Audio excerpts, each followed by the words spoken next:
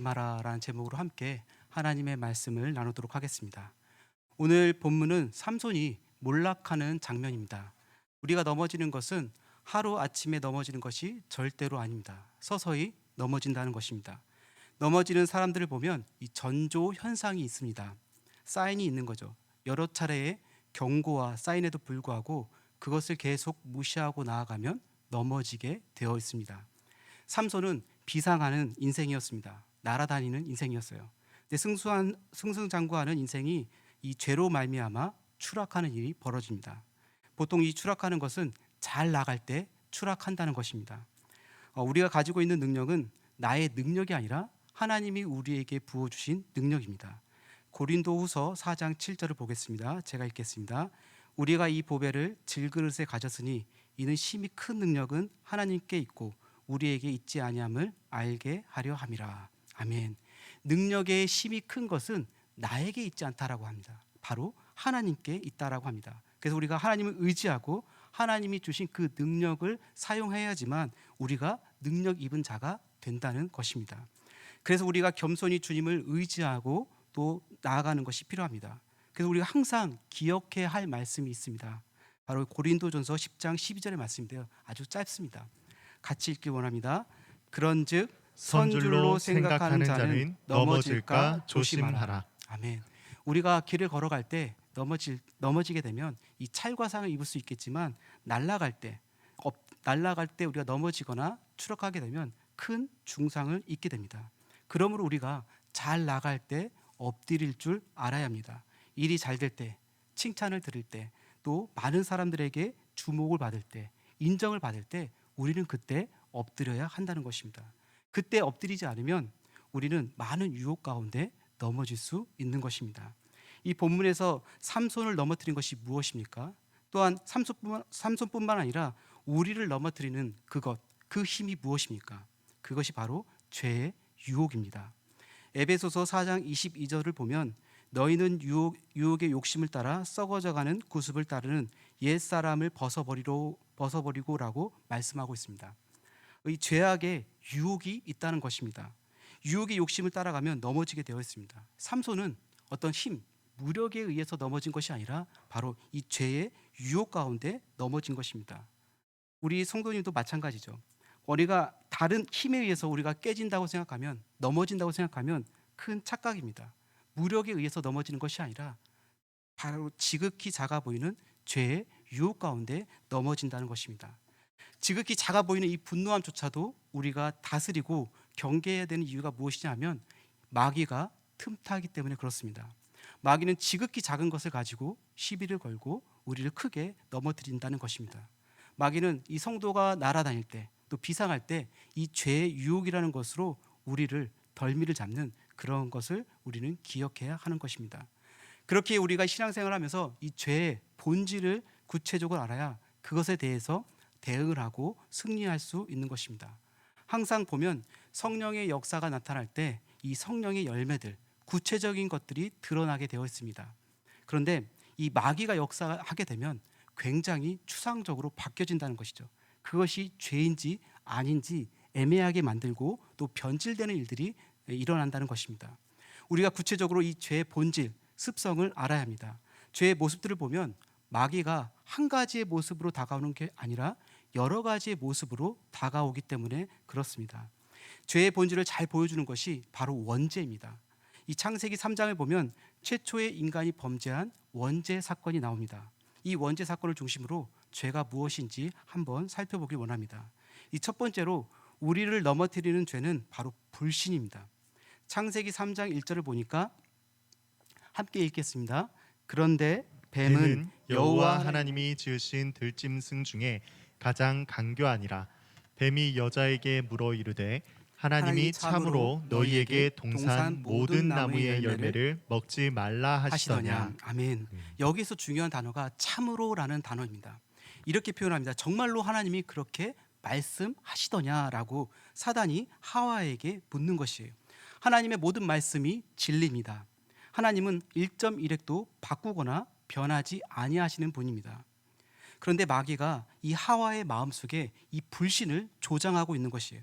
의심의 씨앗을 뿌려대기 시작합니다. 이것이 바로 죄의 습성이고 죄의 모습입니다. 마귀는 여러 가지 모양으로 접근하지만 목표는 한 가지입니다. 성도의 심령 가운데 있는 믿음을 뒤흔들어 놓는 것이 바로 마귀의 목적입니다. 그 믿음을 흐트러 버립니다. 어떤 고난과 역경이 온다 할지라도 그 어려움을 이겨낼 수 있는 것이 바로 믿음이라는 사실을 마귀도 너무나 잘 알고 있는 것입니다. 요한일서 5장 4절 5절을 보겠습니다. 무릇 하나님께로부터 난 자마다 세상을 이기느니라. 세상을 이기는 승리는 이것이니 우리의 믿음이니라. 예수께서 하나님의 아들이심을 믿는 자가 아니면 세상을 이기는 자가 누구냐. 여기 보면 믿음이 세상을 이긴다라고 말합니다. 하나님에 대한 믿음, 예수 그리스도에 대한 믿음이 없이 세상을 이길 수 있는 자는 하나도 없다라고 말씀하고 있는 것이죠.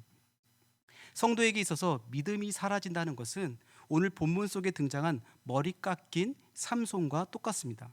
여러분, 머리 깎인 삼손이 어떤 힘이 있습니까? 어떤 능력이 있습니까? 아무것도 없는 것이죠. 성도도 마찬가지입니다. 겉으로 볼 때 멀쩡해 보이지만 그 가운데 믿음 하나를 빼앗아 버리면 우리는 아무것도 아닌 사람이 되어버린다는 것이죠. 믿음이 없는 성도는 소금은 소금인데 짠맛을 잃은 성도와 같다라는 것입니다. 여러분, 짠맛을 잃어버린 소금은 어떻게 됩니까? 밖에 버려져 사람들로부터 그 밟힐 수밖에 없다라는 것이죠. 조롱을 받을 수밖에 없다라는 것입니다. 그렇기 때문에 믿음이 중요한 것입니다. 이 마귀의 공격이라는 것이 다른 것이 아니라 바로 이 믿음을 무너뜨리는 방법으로 공격해 온다는 것입니다. 우리가 어떤 사람을 만났을 때 그 사람과 대화를 하고 교제를 나누다 보면 믿음이 생기게끔 만드는 사람들이 있습니다. 그 흔들렸던 믿음이 그 사람을 만나면 굳건해집니다. 그리고 이상하게도 기도할 마음이 생기고 또 헌신할 마음이 생기는 것이에요. 그것이 바로 하나님의 사람입니다. 반면에 성도라는 이름을 가지고 있지만 그 사람을 만나면 가지고 있는 믿음도 흔들릴 때가 있습니다. 있던 믿음도 그냥 저버리게 만드는 그러한 사람들도 있다는 것이죠. 저 사람처럼 믿을 바에야 나는 믿지 않겠다라는 그런 사람들도 있다라는 것입니다. 여러분, 진정한 하나님의 사람이 누구입니까? 바로 믿음으로 이끄는 사람이 진정한 하나님의 사람입니다. 그렇다면 우리가 어떻게 해야 믿음이 생깁니까? 우리가 잘 아는 말씀이죠. 그러므로 믿음은 들음에서 나며 들음은 그리스도의 말씀으로 말미암았느니라. 그럼 우리가 하나님의 말씀을 들어야 한다는 것입니다. 우리가 이게 주일이나 또 이러한 시간들 중에서 말씀을 듣는 이유가 무엇입니까? 없던 믿음을 생기게끔 만들기 위한 것이죠. 그리고 연약한 믿음을 굳건하기 위해서 우리는 하나님의 말씀을 들어야 하는 것입니다. 그리고 작은 믿음이 큰 믿음으로 바뀌기 위해서 우리는 하나님의 말씀을 들어야 합니다. 하나님의 말씀을 들을 때 이 마귀의 유혹이라는 이 미사일에서 우리가 살아남을 수 있고 승리할 수 있다는 것입니다. 반대로 믿음이 사라지면 어떤 일이 벌어지냐 하면 반항심이 생기고 내 눈에 보기 좋을 대로 행한다는 것입니다. 사사기 14장을 보게 되면 삼손이 이 블레셋의 여인과 결혼하겠다라는 그런 장면들이 나옵니다. 여러분, 삼손이라고 하면 어떤 사람입니까? 우리가 잘 알고 있듯이 나실인입니다. 구별된 사람이죠. 그리고 힘도 세고 이렇게 좀 잘 나가는 사람입니다. 그런 사람들을 보게 되면 인기가 많을 것이라고 저는 생각합니다. 또한 이스라엘 가운데도 많은 여인들이 있었을 것이고 그 중에서 아내를 취하는 것이 마땅합니다. 그럼에도 불구하고 삼손이 이스라엘 여인을 찾은 것이 아니라 이방 민족인 블레셋에서 한 여인을 선택합니다. 왜 믿지 않는 이 블레셋 여인을 선택했을까요? 믿음이 없기 때문에 그렇습니다.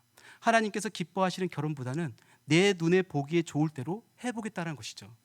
사사기 14장 3절을 보니까 그의 부모가 그에게 이르되 내 형제 내 딸들 중에나 내 백성 중에 어찌 여자가 없어서 네가 할례 받지 아니한 블레셋 사람에게 가서 아내를 맞으려 하느냐 하니 삼손이 그의 아버지에게 이르되 내가 그 여자를 좋아하오니 나를 위하여 그 여자를 데려오소서 하니라.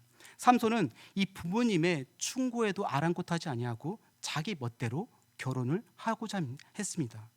믿음이 없으니까 반항심과 불신으로 이어지는 것입니다. 많은 사람들이 하나님의 말씀이 옳은 것을 다 알고 있습니다. 하나님의 말씀의 진리가 무엇인지도 압니다. 그럼에도 불구하고 그 하나님의 말씀 앞에 반항하는 기질이 있다는 것입니다. 여러분, 부모님들이 아이를 키우면서 깜짝 놀랄 때가 언제입니까? 우리가 가르쳐 주지도 않았는데 아이들이 반항한다는 것이에요. 이 사춘기 때만 반항하는 것이 아니라 어릴 때도 그렇고 커서도 반항한다는 것입니다. 이 반항이라는 것은 죄성을 가지고 태어난 인간의 모습입니다. 그래서 인간의 행동은 설명할 수 없는 것이 굉장히 많습니다. 설명할 수 없다고 하는 이 것들의 뿌리를 보게 되면 다 죄로부터 출발한다는 것입니다. 악한 마귀가 뿌린 죄, 바로 불신이라는 죄입니다. 이제는 세상에서 가장 무서운 병이 암이 아니라고 합니다. 다 고쳐지는 것은 아니지만 의학 기술이 발달하면서 대부분 고칠 수 있다고 합니다. 근데 암보다도 더 무서운 병이 무엇이냐? 바로 의심하는 병이라고 합니다. 의처증, 피해망상증, 편지증 같은 의심하는 병입니다. 남편을 의심하고 아내를 의심하고 서로를 의심하고, 이것은 겉으로 보이는 외상이 없어 그렇지 사실상 무서운 병입니다. 왜냐하면 의심하는 병은 잘 고치기 힘들다고 합니다. 그리고 가정을 파탄시키는 가장 강력한 사단의 무기이기도 합니다. 악한 마귀는 지금도 하나님에 대해 불신하게 만들고 우리를 넘어뜨릴 때가 많다는 것입니다. 그렇기 때문에 우리가 믿음을 가지고 있지 않으면 이런 마귀 유혹 가운데 넘어질 수 있는 것입니다. 그 믿음만이 의심의 병에서 자유롭게 할 수 있다는 것입니다. 그러므로 우리가 매 순간마다 이 믿음의 방패를 가지고 이 마귀의 화살을 막아낼 수 있는 우리의 믿음의 성도가 되기를 바랍니다. 우리가 언제 무너지냐 하면 의심이 생길 때, 불신이 생길 때 의심이라는 이 불신이라는 마귀의 화살 때문에 우리가 넘어질 수 있다는 것입니다. 그렇기 때문에 믿음의 방패로 이 불신의 화살을 막아낼 수 있어야 하는 것이죠. 그러므로 우리 여러분의 가정이나 직장이나 어느 곳을 가든지 간에 굳건하게 세워야 할 것은 바로 하나님에 대한 믿음, 말씀에 대한 믿음입니다. 이 믿음이 불신과 의심을 이길 수 있는 강력한 힘이라는 사실을 기억하며 또 믿음으로 살아갈 수 있는 우리 모든 성도님 되시길 주님의 이름으로 축복합니다. 두 번째는 우리를 넘어뜨린 죄는 거짓말입니다. 창세기 3장 1절 하반절을 보면 하나님이 참으로 너희에게 동산 모든 나무의 열매를 먹지 말라 하시더냐라고 사단이 하와에게 묻습니다. 자세히 말씀을 들여다보면 참으로라는 말과 모든 나무의 열매를 먹지 말라고 하나님께서는 말씀하신 적이 없습니다.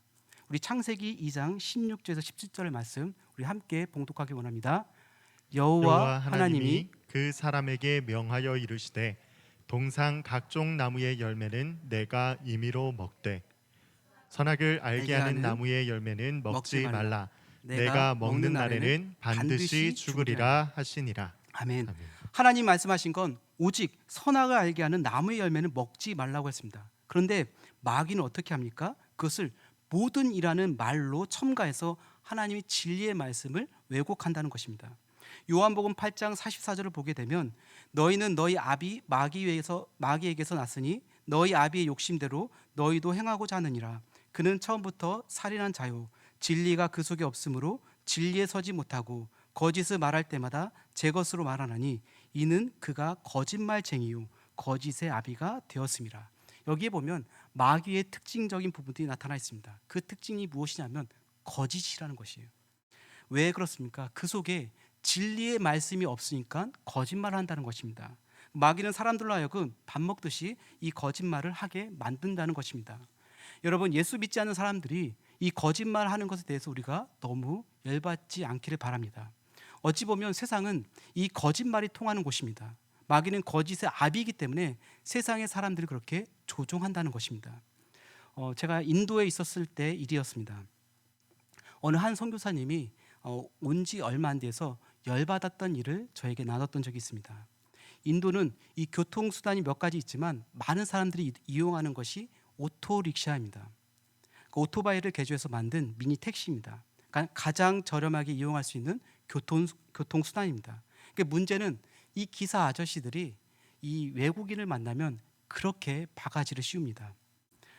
보통 50루피, 인도 화폐 단위가 루피인데 이 50루피면 갈 거리를 100루피를 부린다든가 200루피를 부르기도 합니다. 또한 이 미터기를 조작해서 또 요금이 더 많이 나오게 하는 경우도 있습니다. 그 선교사님이 몇 번 그렇게 당하다 보니까 오늘만큼은 내가 당하지 않겠다라고 하면서 그 오토리క్ష를 잡고 그 목적지를 향해 나아갔습니다. 그리고 다른 곳을 보지 않고 오직 미터기만 보는 것이에요.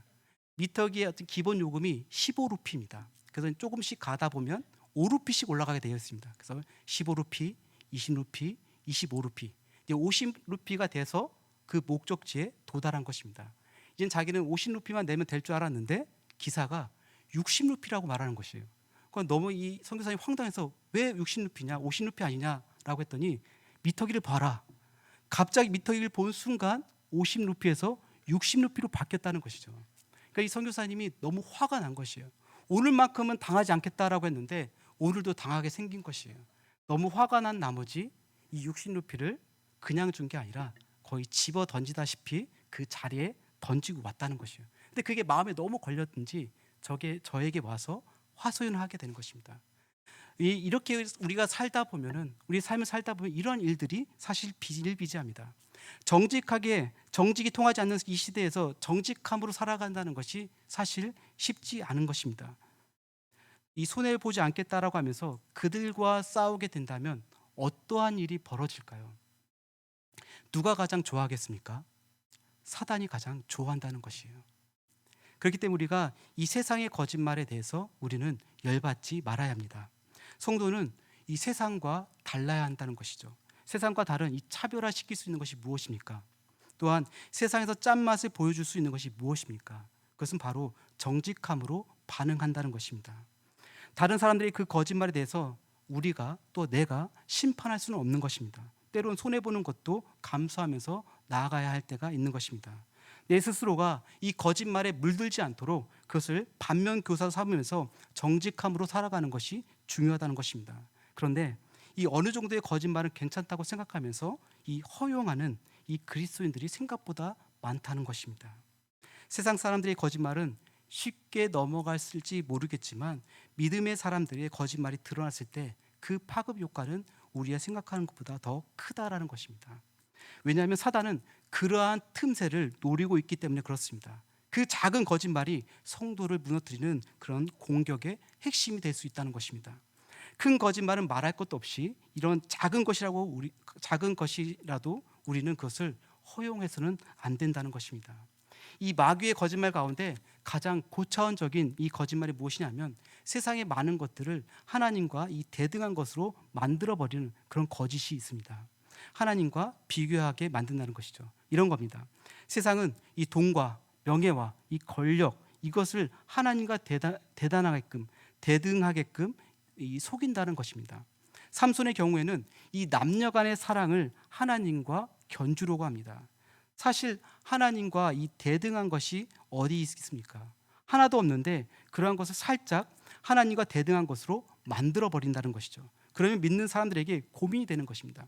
고민도 하지 말아야 할 것을 고민하게 만들고 마치 돈이 최고인 것처럼, 권력이 최고인 것처럼, 또 인간의 사랑이 최고인 것처럼 우리를 유혹하고 넘어뜨려야 한다는 것이죠. 그리고 돈, 명예, 권력, 이 인간의 사랑이 충족되지 않으면 괜시리 하나님 앞에서 섭섭한 마음이 든다는 것입니다.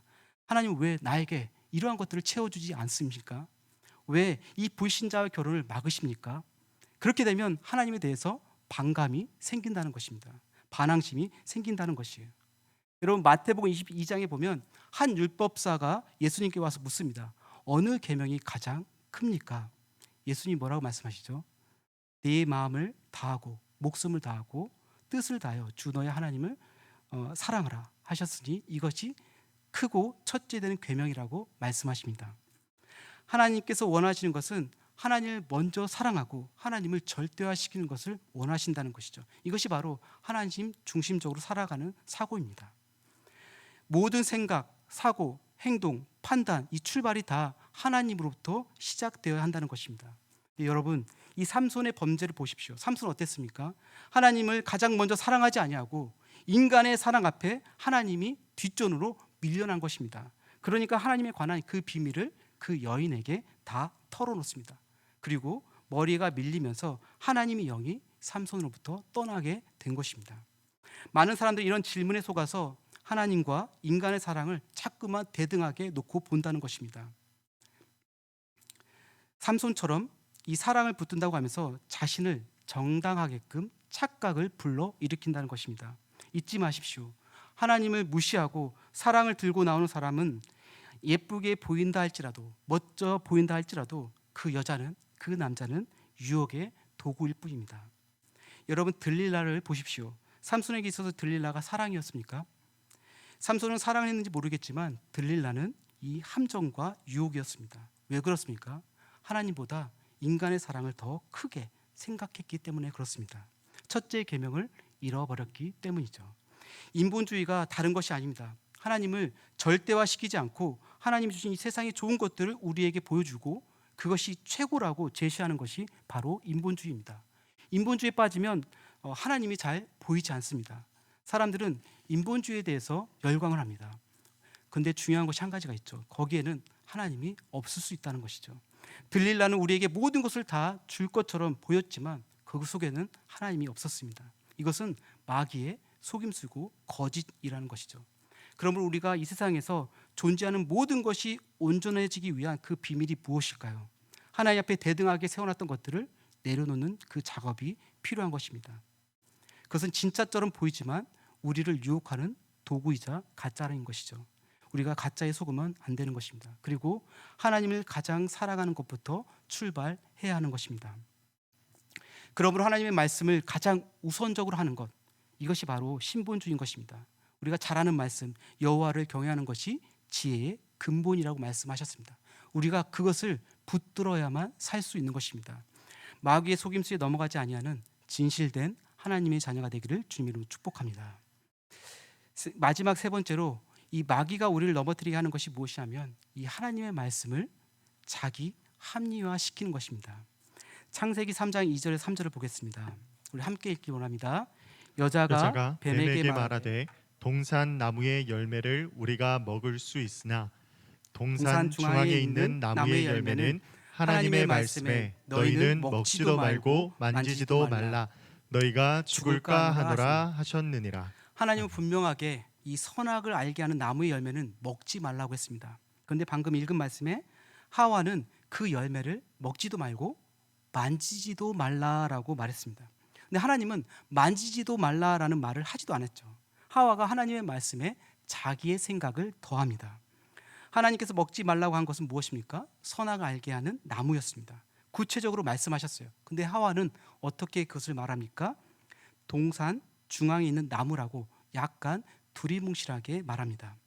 하나님의 말씀을 자기 합리화하거나 더하거나 빼는 것은 죄입니다. 죄악에 빠져 있으면 하나님의 말씀에 명확하게 반응하지 못하고 내가 해석하고 싶은 대로 해석한다는 것이에요. 그리고 그 열매를 먹으면 반드시 죽으리라고 하나님께서 분명히 말씀하셨는데 하와는 그 말을 어떻게 바꿨습니까? 죽을까 하노라라고 말을 바꿨습니다. 대개 이 마귀의 접근들이 이렇다는 것입니다. 삼손도 자기 뜻대로 해석하는 것이 많았습니다. 사사기 16장 17절을 보면 삼손이 진심을 드러내어 그에게 이르되 내 머리 위에는 삭도를 대지 아니하였나니 이는 내가 모태에서부터 하나님의 나시린이 되었음이라. 만일 내 머리가 밀리면 내 힘이 내게서 떠나고 나는 약해져서 다른 사람과 같으리라 하니라. 여기에 보면 나시린이 되어서 지킬 수 있는 것이 무엇이냐 하면 머리에 삭도를 대지 않는 것, 이 한 가지만 이야기하고 있습니다. 근데 우리가 알고 있듯이 이 민수기 6장에 보면 나시린의 규례가 세 가지가 나옵니다. 한 가지가 아니었던 것이죠. 첫 번째가 독주를 마시지 않는 것, 두 번째가 시체를 가까이 하지 않는 것, 만지지 않는 것, 그리고 세 번째가 머리에 삭도를 대지 않는 것입니다. 근데 삼손은 다른 것은 다 어겼으면서 그 중에 한 가지만 붙들고 있는 것이죠. 바로 머리에 삭도를 대지 않는 것, 이 이야기만 하고 있다는 것입니다. 하나님 말씀을 어기는 사람들을 보면 여러 가지 형태가 있습니다. 그 중에 이 자유주의자는 이 성경을 왜곡해 버립니다. 성경 전체를 하나님의 말씀으로 인정하지 않는다는 것이죠. 자유주의자들은 성경에는 하나님의 말씀도 있고 아닌 것도 있다라고 말합니다. 그래서 하나님의 말씀을 분석할 때 이것까지는 하나님의 말씀이고 이것은 인간의 말이라고 자꾸만 이것을 구분지으려고 애쓴다는 것이죠. 하나님 말씀에 대한 이 진정성을 다 무너뜨리고 있는 것입니다. 소위 하나님을 잘 믿는다고 말하는 이 보수주의자들도 하나님의 말씀을 가감하는 범죄를 저지를 수 있습니다. 예수님 당시 최고의 이 보수주의자는 바로 바리새인들입니다. 그들도 하나님 앞에서 인정받지 못하고 예수님의 질책을 받았습니다. 이 사람들의 특징은 하나님의 말씀 전체를 다 지키는 것이 아니라 자기만의 말씀을 잡아내고 그것만 지키는 것이에요. 이 모세 오경의 말씀만 지키고 율법적으로 자기는 흠이 없다라고 말하고 있습니다. 그리고 우리들은 하나님을 잘 섬긴다라고 말하고 있는 것이죠. 그러면 우리가 이 배워야 하는 것은 하나님 말씀 앞에 좌로나 우로나 치우치지 아니하고 겸손하고 낮아지는 자세를 가져야 한다는 것입니다. 우리가 하나님 앞에 어떻게 서야 합니까? 주님의 은혜 앞에 서야 한다는 것입니다. 에베소서 2장 8절과 9절을 보겠습니다. 우리 한 목소리로 읽기 원합니다. 너희는 그 은혜에 의하여 믿음으로 말미암아 구원을 받았으니 이것은 너희에게서 난 것이 아니요 하나님의 선물이라.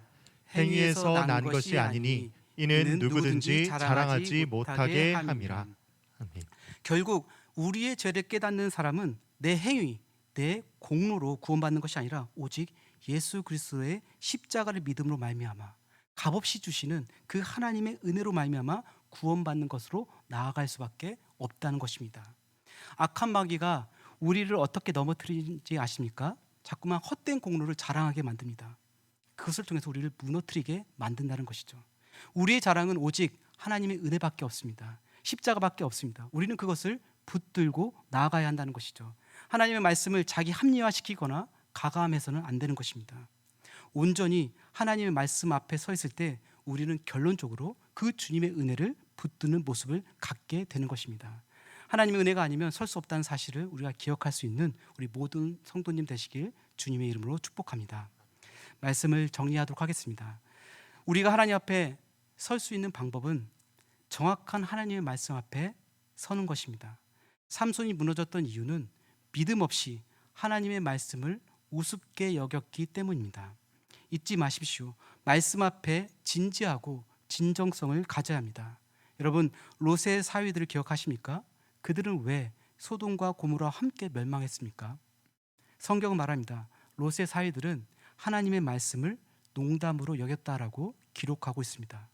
롯의 사위들이 그 말씀을 진정성 있게 들었다고 한다면 그들은 살 수 있었을 것입니다. 말씀은 생명을 살리는 이 구명조끼와도 같습니다. 죽을 수밖에 없는 연약한 저희를 살리고 일으키는 이 생명수와 같은 것이 바로 말씀이라는 것이죠. 하나님의 말씀을 의심하지 말고 믿음으로 또 정직함으로 순종할 수 있기를 소망합니다. 이 말씀 붙들고 거룩한 인생으로 거듭나는 대구동성의 모든 성도님 되시기를 주님의 이름으로 축복합니다. 기도하겠습니다.